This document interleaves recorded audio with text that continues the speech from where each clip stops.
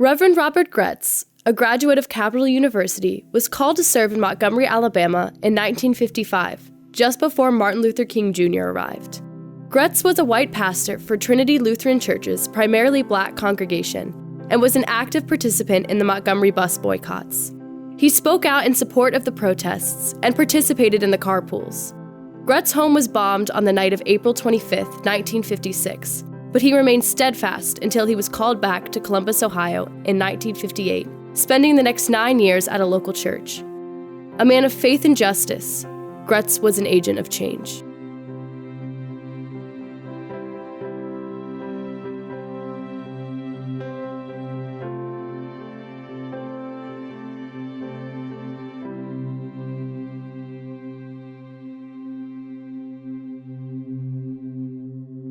Named for the capital city its campus calls home, Capital University has grown from a college of only a dozen students to an institution of over 4,000 undergrad and graduate level scholars. Whether it be a student, faculty member, or distinguished alumni, when someone hears the name Capital University, they think of the people who have made up their college experience.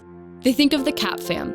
They think of a home. For over a century and a half, Capital has been a center of community, education, and growth. However, this little Lutheran school has undergone a lot of change to become the institution it is today.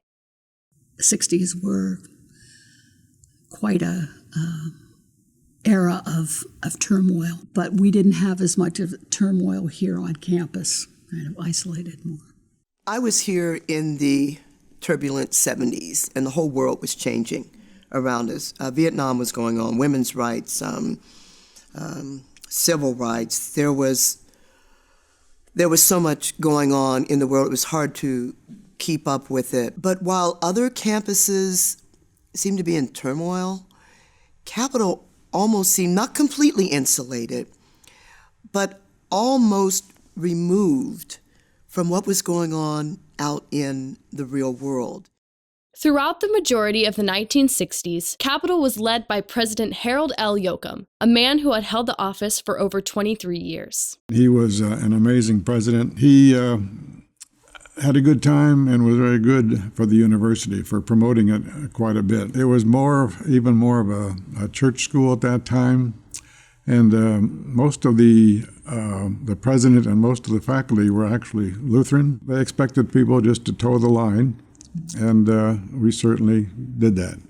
It was not really austere or strict. There's a certain amount of paternalism, I think, that people liked at that time. Capital had a Lutheran church affiliation. So I think that a lot of people thought of it as being a Lutheran church school. And when people think Lutheran church, they think largely white.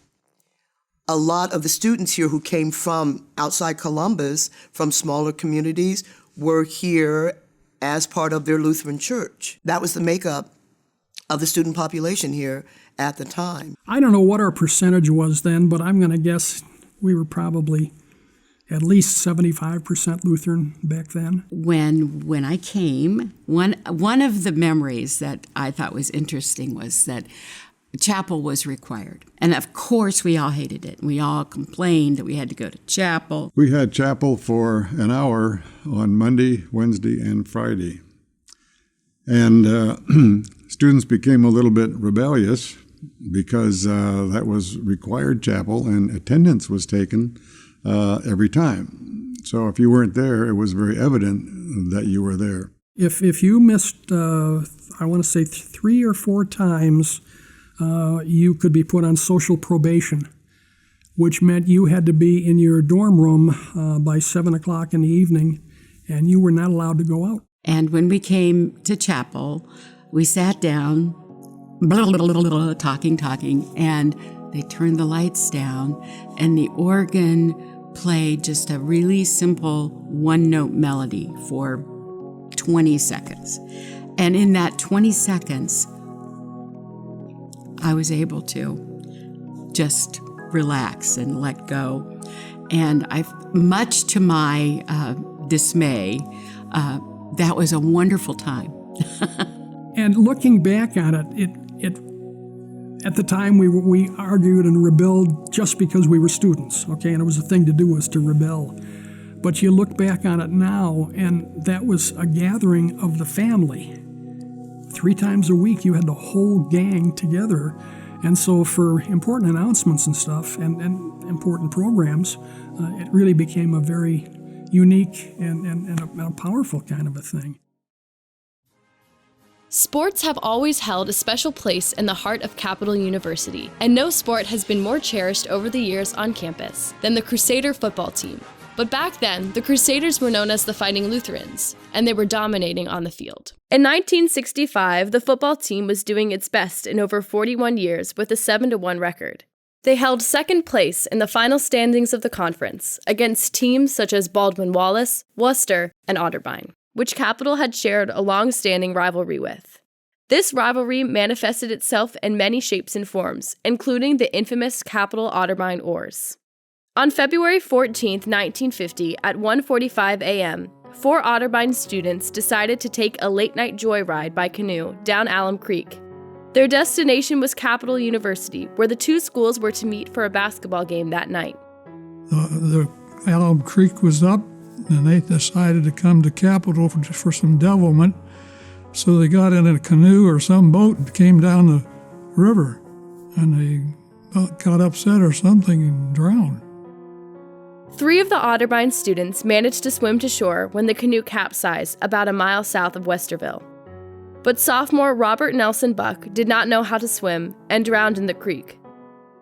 As the story goes, the oars were kept from that day and fashioned into a rivalry trophy to be traded between the 2 schools. So they took the oars, they put them up against a carved wooden plaque, and that was the athletic trophy between Cap and Otterbein. So every year they kept track of who won what, and whoever had the biggest score kept the oars. That rivalry is not nearly what it used to be, but back then it was serious. I mean, it was OSU Michigan all over again, but at the D3 level. The week before the football game, if the game was here, the fraternities would take turns guarding the campus all night long to prevent them from coming in and burning a big O in the middle of the football field or stuff like that. And we had a lot of fun doing it. But athletics weren't the only means for students to have fun. Across campus were a variety of dorms in which many fond memories were made. Old Lehman Hall, which of course is no longer here, that was the original building of the university. The hallways were like 10-foot ceilings, 15 feet wide, and they went from one end of the building to the next, at the end of which were large windows that would be put up most of the time. So you could play some pretty good football, throw some deep passes, and you could occasionally roll a bowling ball down that floor too, and that would rumble like crazy. And noise went from the basement, the first floor to the 4th floor, like it was right next door. It was just the noisiest, awful place, actually the best place. On the top was what we called the penthouse, 4th floor, and it was about half the number of rooms that are on the other floors. We had a guy one time in the room next to us, and he went away for the weekend. And so he had a record player, and he put this album on his record player and put it on auto, and it played over and over and over again for the entire weekend. On Sunday, somebody got the idea. You could go out our window on a fire escape, and they had these really large windows, and there were twist locks, and you could take a butter knife and flip that open. So we did, and we got in the room. We took these large pieces of cardboard that were taller than the doors, and the door was here, and we created a barrier. So when you opened the door, you could just see the barrier. And in between that barrier and the door, we got all the newspaper we could and balled it all up and dropped it down in there. And then when the guy came back, we were all standing in the hallway just waiting. He opened the door, all this newspaper comes out. And one guy said, "Don't ever do that again." And that was the end of that. He was a really great roommate, floor mate after that point in time. Water fights at Lehman Hall were a regular thing. You just get the fire hose down, turn the thing on, and let the water go. And You could start in one spot on the third floor and fill every floor from there on down. The part that was a little bit risky is the fact that all the university's administrative offices were on the first floor. And one year the dean of men's office was flooded, and that did not go over well. So one year we decided to fill the room top to bottom. I mean, we had nothing to do. You've got to understand this. We decided to fill the room with newspaper. So we rolled up newspaper top to bottom. And of course, they couldn't get in when they, that's very funny. So then they said, okay, you guys did it. You have to get rid of them. So we put all this newspaper on sheets, sheet after sheet, dropped it down to the furnace. Apparently, there was so much paper, of course, that when it came out the chimneys, it came out and was starting to catch the roof on fire. And there was this big fire drill, and everybody took care of it. And of course, we got out there and said, we have no idea how this started. None. I did have, I had a lot of memories here on Capitol. A lot of them I just can't tell you about. The 1960s was also a period of building on campus, due to President Yoakum's Decade of Decision 10-year building initiative. Most of this construction took place south of Mound Street, where new residence halls, now known Schaff, Lohman, and Cotterman, were built, as well as a new student union and a new administrative building named after Yoakum himself. Construction also occurred on the north side of campus, with a new library and the old student union being converted into Roof Memorial Learning Center. In total, more than a half dozen buildings were constructed or renovated during the Decade of Decision program. There was a war raging in Vietnam, and failing to make the cut as a scholar meant joining the U.S. military ranks as a soldier. Late 60s is, when the Vietnam War really heated up. There was tensions. I mean, here on campus, it was just kind of this middle-of-the-road part. People were for and against and all that kind of stuff. But students were under the gun because literally you had to stay in school or you got drafted. The first day I remember thinking, okay, well, if you're not in school, then draft is coming. That's there. I mean, I was of age. As a matter of fact, I got 2 draft notices that I got deferments for, and then I got to know a lady at the draft board who called me up and said, hey, we're going to send out another notice, and you're not going to get around this, so, decide what you're going to do. So I enlisted in the Navy. Well, I came here in pre-seminary. I was going to be a missionary, and I decided I wasn't being called to do that, so I banged around a number of different majors and finally decided I was going to go into the Air Force. My class was the first class to be exposed to the lottery, the draft lottery. I think there were only 4, but our class was the first one. I can't remember the date, but I can remember sitting around the dorm room waiting for them the balls come down and the little numbers come out, and everything was based upon your birthday. And rumor had it that if your number was one of the first 75, you were pretty much going to go. You were going to get drafted right after college. So, I felt the pressure for my classmates and my teammates, and because this is something that had been going on for years, and it looked like it was going to go on for another decade. We had a very strong ROTC program for men and women. They became Air Force officers upon graduating from Capitol. ROTC in most of the colleges was quite large because it was required for the first 2 years. In state schools, it was optional in a private school like Capitol. But they had a drill team marching, and it was good. It was intercollegiate, and competed against Ohio State, Michigan, Purdue, Otterbein, many schools. I actually joined ROTC to be on the drill team. And so I got more and more familiar with the Air Force and decided, since I was drifting around, having dropped out of seminary, pre-seminary, that I would be an Air Force pilot. But when my airplane went down, my wife had no idea whether I'd survived. She knew I'd survived my ejection because I'd talked to my rescuers for 3 days. And then the militia closed in on me and I was captured, but then, of course, no one knew then what happened except me. The communist government in Vietnam would not recognize persons captured in the war as prisoners of war. even though they had signed the Geneva Conventions on the treatment of uniformed people captured in war. And the Geneva Convention requires a government to treat prisoners in a certain way. And the communist government would not even acknowledge that they were holding most of us. A few names were released only when they would make a propaganda film or something, and then you could see the person. One of my cellmates was tortured to be interviewed by some news organization, and he finally agreed after being tortured for days. And he used Morse code with his eyes and blinked the word torture. And so the whole world knew that he was being tortured, and he did it by blinking. Pretty clever. Jerry Denton was his name. Many of the wives across the country got very active to petition Washington to demand an accounting. The well-known POWMI flag was designed, and the bottom line was accounting. We want to know the status of people who have been captured or killed in combat. My mom was very active. Now, she lived in Washington, in the D.C. area, and she went with a bunch of the spouses and moms to Paris to demonstrate against the communist government to get them to release names.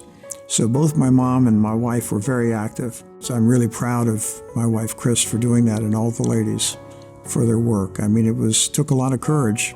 They weren't the type that were going to be out there normally, on the barricades, so to speak. But they did it, and they were very effective as well. And so I'm proud of Chris, and Cap can be proud of her and my mom for what they did, and Phyllis and all the others.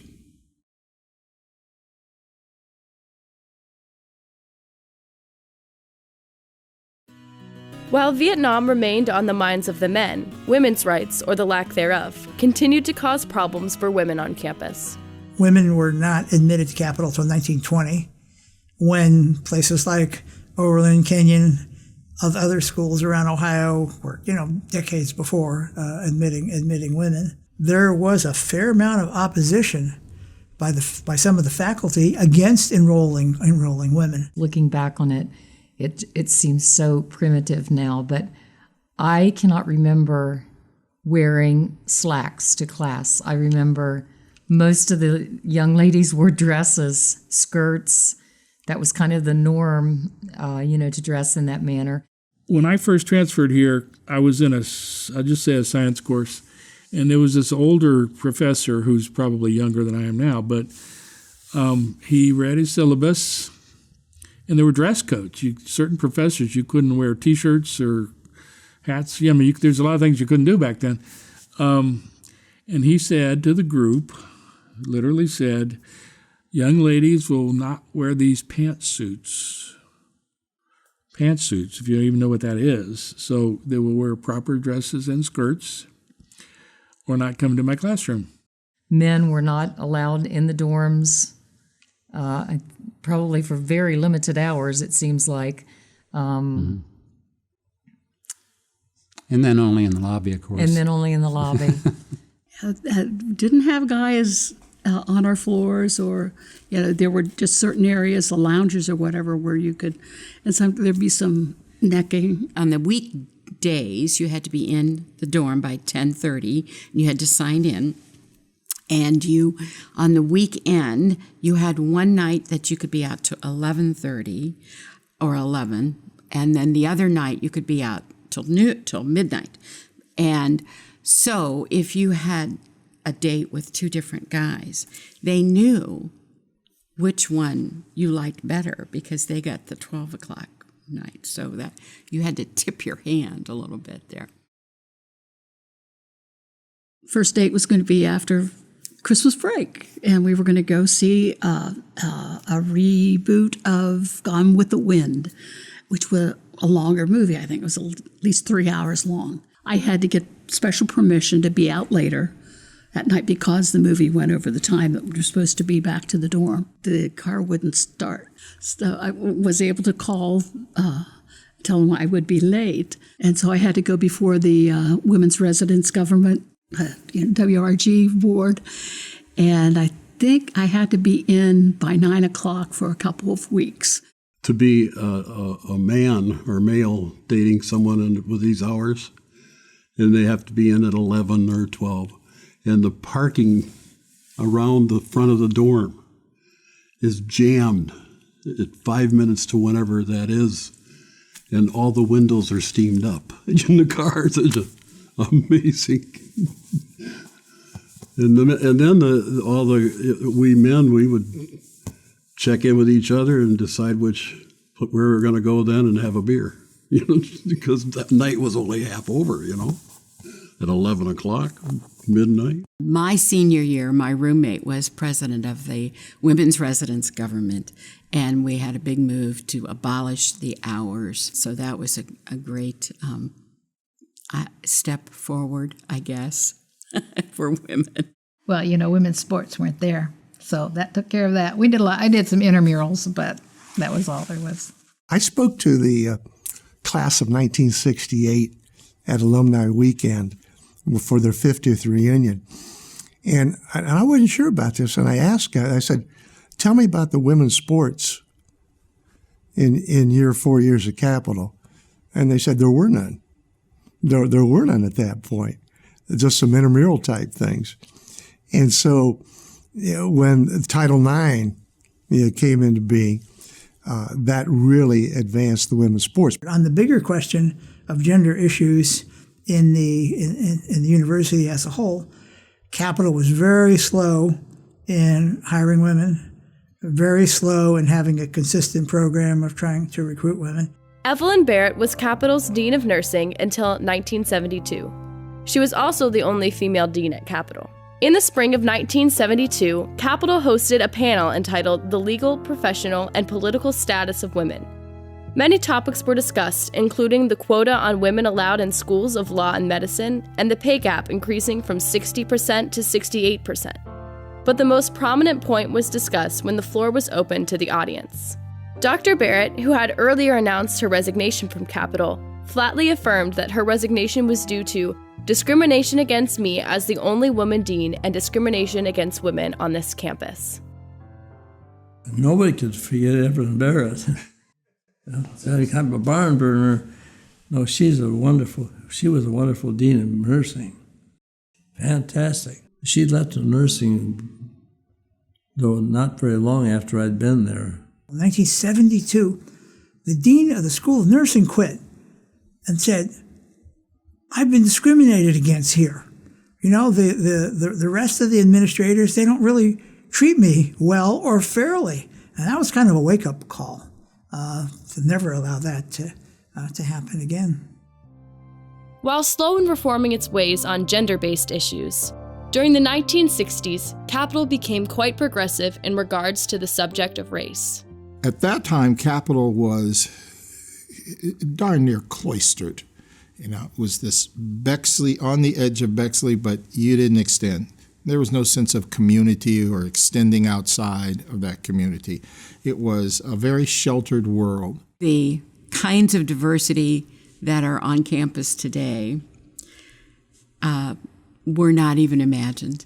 At the time, I guess I thought it was weak, that we had very little diversity. Everybody seemed to look like me, or the guys looked like me, or the young ladies looked like everybody else I had known. Chi Theta Pi was the only sorority on campus that had an African-American woman, and she was about the only African-American woman on campus.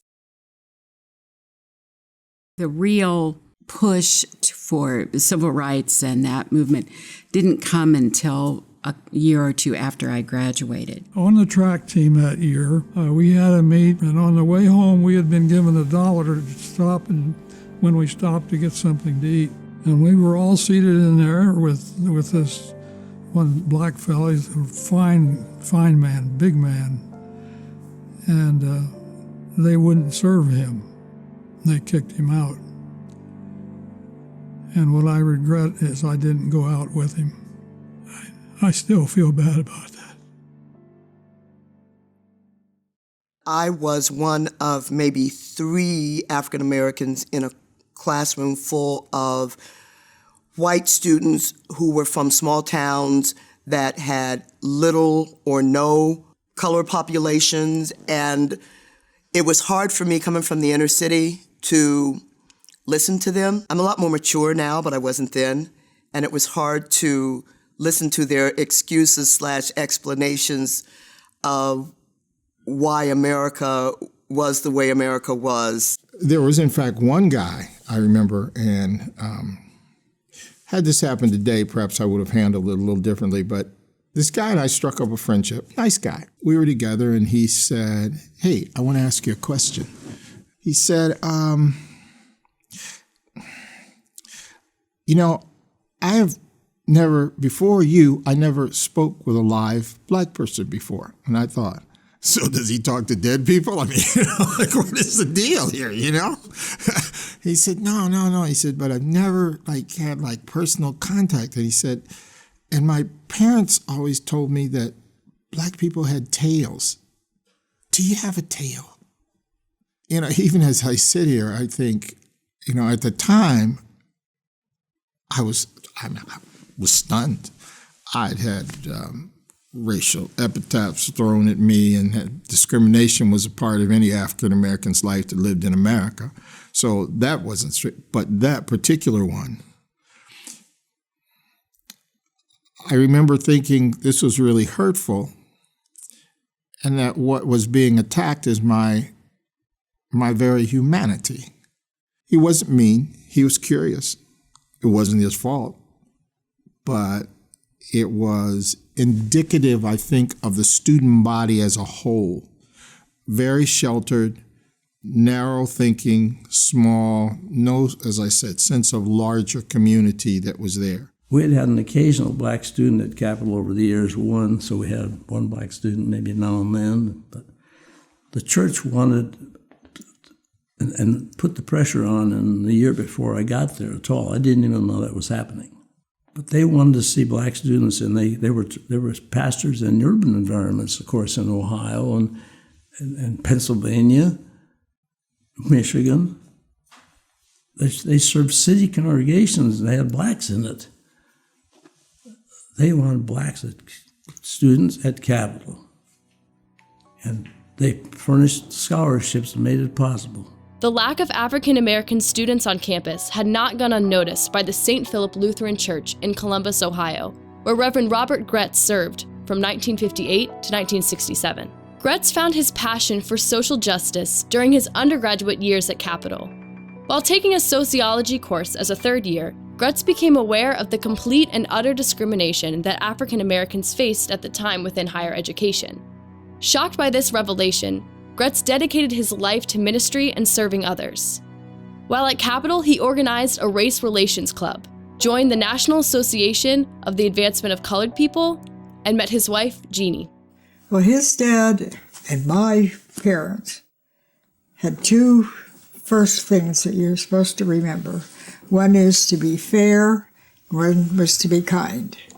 He got to be known as a rebel rouser because he directed protests against the administration involving some of the pastors there in town that got stirred up. We were always trying to recognize people who were doing something. After graduating, Gretz was called to serve in Montgomery, Alabama, where he worked alongside Dr. Martin Luther King Jr. Martin Luther King Jr. had this to say about Gretz. This boyish-looking white minister of the Negro Trinity Lutheran Church was a constant reminder to us in the trying months of the protest that many white people, as well as Negroes, were applying the love thy neighbor as thyself teaching of Christianity in their daily lives. On April 4th, 1968, Martin Luther King Jr. was assassinated. On May 20th of the same year, a mandate was issued to Capitol University by local concerned Lutherans. We are concerned about racism in the church, especially in our schools, and issue the following mandate for change to Capitol University in Columbus, Ohio. Beginning in the 1968-69 year, Capitol University should offer a mandatory course in Afro-American history for all students. Beginning in the 1968-69 school year, the student body of Capitol University should have at least 10% of its enrollment comprised of black students. a Black recruiter is necessary to facilitate this action. We ask that hiring of Blacks on the faculty, administration level, and clerical level at the university begin immediately to reflect at least a 10% figure by 1970. We were very much concerned about the race relations on the Capitol campus and rounded up every bit of support on the campus. We had just a handful of Black students on the campus at that time, and we have tried to keep that stretched as tight as possible to make sure that everybody who's possibly available is part of what we're doing. The urgency of the situation elicited a swift response by Yoakum and negotiations at St. Philip's. My sincere thanks to those who came to discuss with me the ways Capital University might more effectively serve the needs of Black youth. We have taken the calculated risk of bypassing normal procedures and making commitments without the official approval of committees and the Board of Regents. In August of 1975, author Alex Haley spoke at Capital's 114th commencement. The next year, he would go on to publish Roots, the saga of an American family, which would become an iconic television series of its time. Alex Haley's Roots? Roots was an historic piece of TV. Alex Haley was basically turned out to be a genealogist, I guess, and an author, and he wrote this incredible book about his lineage from the time that his ancestors were brought over on slave ships and put onto plantations. So Roots was not just a history lesson, it was a character changer for me. It made me feel that it was okay for me to be angry. Privilege to be able to introduce to you today Mr. Alex Haley.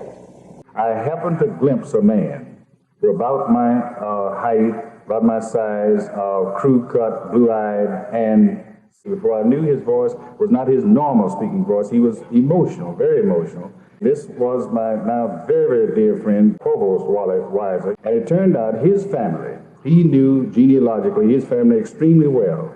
And sitting in that audience, he knew from my descriptions of the plantations, of the masters of those plantations on which my family had been slaves, he knew that he directly descended from the family which had brought my forefathers from Africa off the slave ship in 1767. And so there we stood, seventh generation descendants of master and slave. And it had taken a long time, it had taken 200 years here in America. It had come to pass that we met now in America as peers and have developed since become very warm, close friends. And I feel for me, that incident symbolizes the potential for us here in this country. A year after the mandate, Yoakum would retire, ending a term of 2 decades, but it allowed a new era of change to begin. Filling his shoes was Thomas Langevin, Capital's 10th president and first layman president.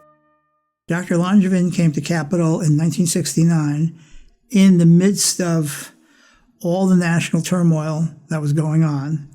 The race riots had just occurred, counterculture, the anti-war protests. Kennedy had been killed. My goodness, both Kennedys, Dr. King in 68. So he came to campus in extremely tense times. The day I was interviewed, I had a chance to meet with quite a few faculty members. A lot of them came, like 40 people or 35 people, to interview me. And it went well. I felt real comfortable. I said, I knew good and well I'm looking at a good faculty. And toward the end of the conversation, one of the senior members there said, you know, you're probably going to be elected. And when you think about that, if that happens, I want you to know what we think. If you come here, I need you to pull us together. We are separated and not integrated as a campus at all. We need to be. if you take that job, we want you to put us together as a university. He was on the board of the Battelle Memorial Institute, our big research center here in Columbus. And that was one of the reasons, by the way, that we were able to get a very substantial financial grant from Battelle, and that's why we have the Battelle Hall of Science over there now. And he was extremely active in the Columbus community, and also with Bexley. You're going to the Bexley City Council meetings as much as possible. Not only did Langevin strive to connect capital to the surrounding area, his presidency was marked by overcoming several obstacles that threatened the well-being of the university. President Langevin was surprised when he came in to find out that we had a $2 million debt. Now, that was big money at that time. We were broke and in serious debt. I had no idea when I took the job that I was going to face that. The debt was very bad. So that financial difficulty was a tough one for me when I got there. He had two priorities. One, no surprise, was financial, to make sure the university was on firm footing. That's the number one job of every president. But number two was diversity. He was really, really for that. At the start of Langevin's term, there were only 32 students of color on campus. Capital was a small liberal arts school, Lutheran, in an urban environment, right down the street from an African-American community. And Capital had basically no interaction with the local community and no interaction with African Americans, with the exception of a few students every now and then who came to Capital. On October the 13th, we had a skirmish between white and black students, about 6 or 7 each. And they were more than arguing a little bit. They didn't hit each other. They pushed each other around, I guess, maybe a little bit, I don't know. Security building was right next door to where this was happening. And so security quieted it down and then made a serious mistake. He put his hand on a black student's beautiful young lady on her shoulder. And that drove the black students right up the wall. So I met with the black students. And there were chairs in there for everybody, except one guy was sitting on the windowsill. And I said, we won't start the meeting until we have a seat, so we got to go out and find a seat for you. Because of how high racial tensions were running on campus, Langevin began to work towards the integration of African American studies within Capital's curriculum. He recommended one course. And where would you put it? They didn't know exactly where to put it. There was no department, there was no program. So the sociology department agreed to do it. And that's where Sociology 15 came about. And it was called back in those days, Afro-American culture in America. And the way it worked out, starting in 71, everybody was required to take it.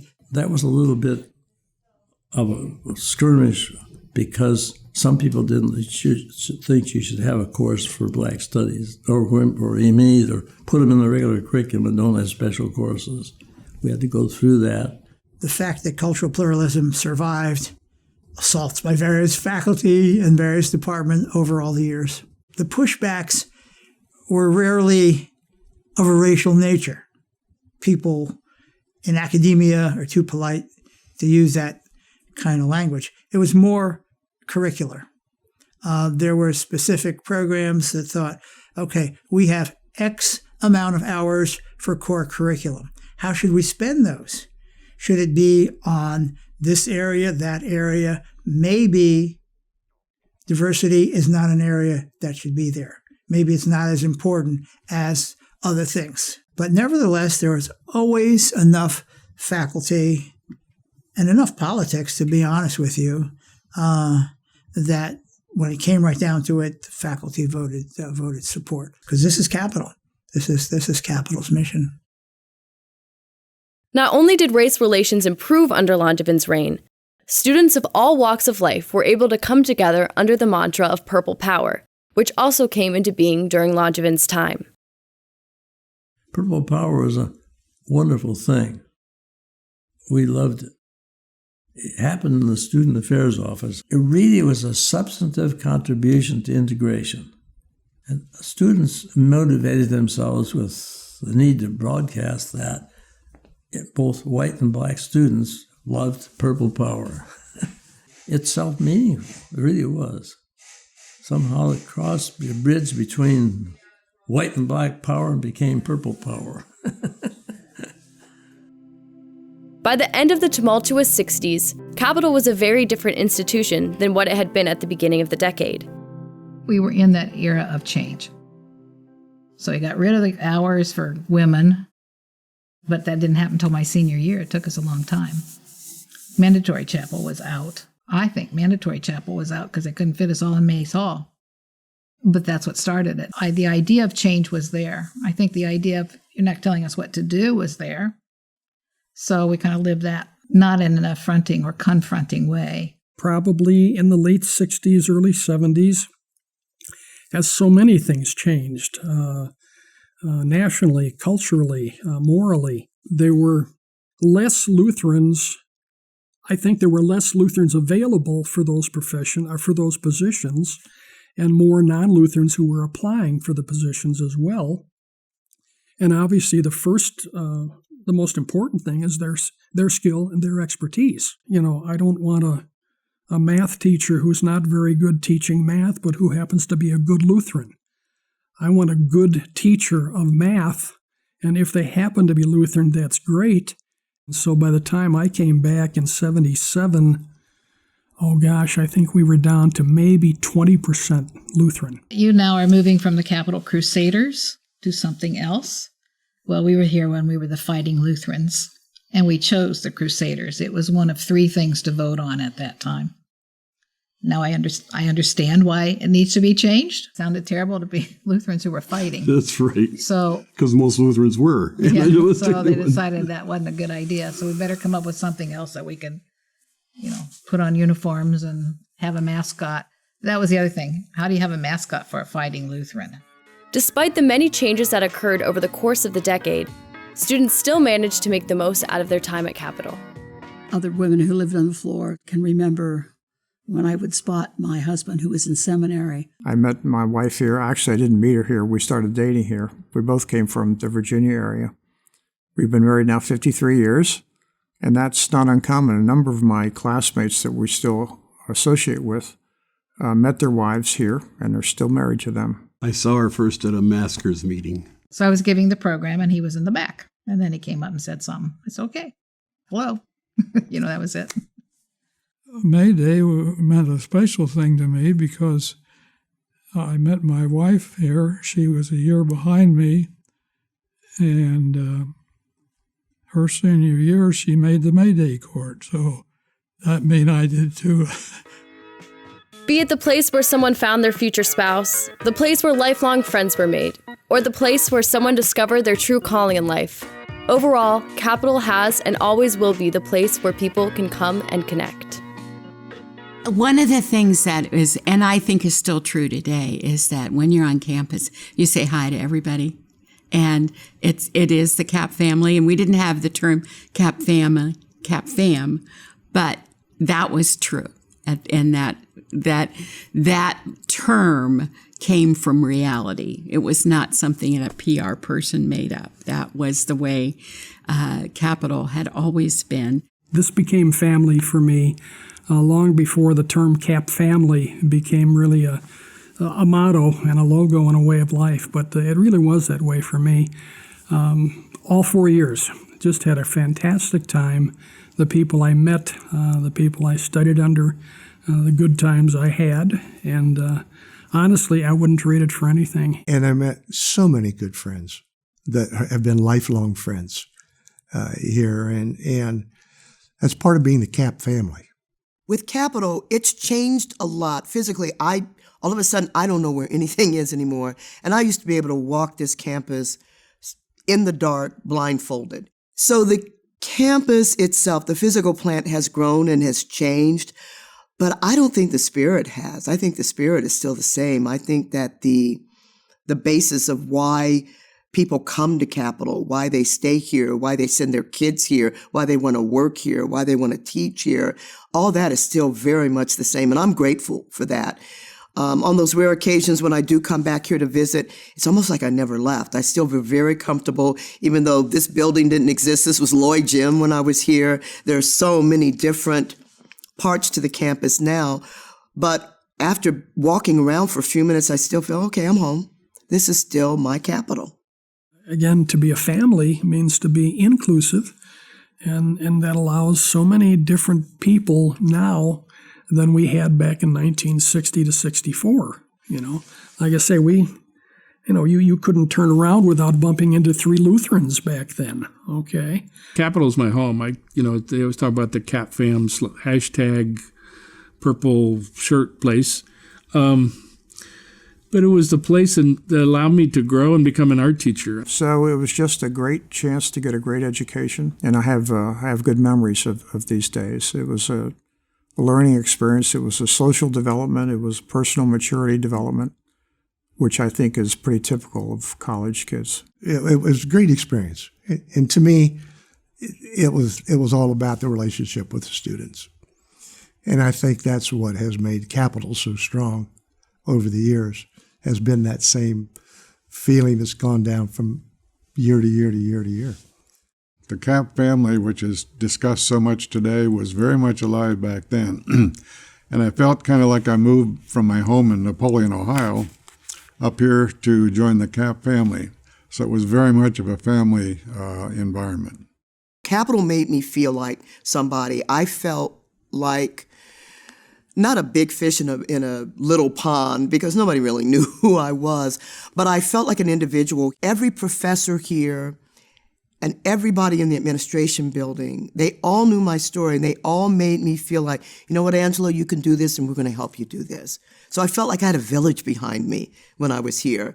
And I started looking for fellow villagers when I left here, and sometimes had to develop my own village. But it taught me that if you're part of a family, if you're part of a community, if you're part of a support system, you can do any damn thing you want to do. And I got that from Capitol.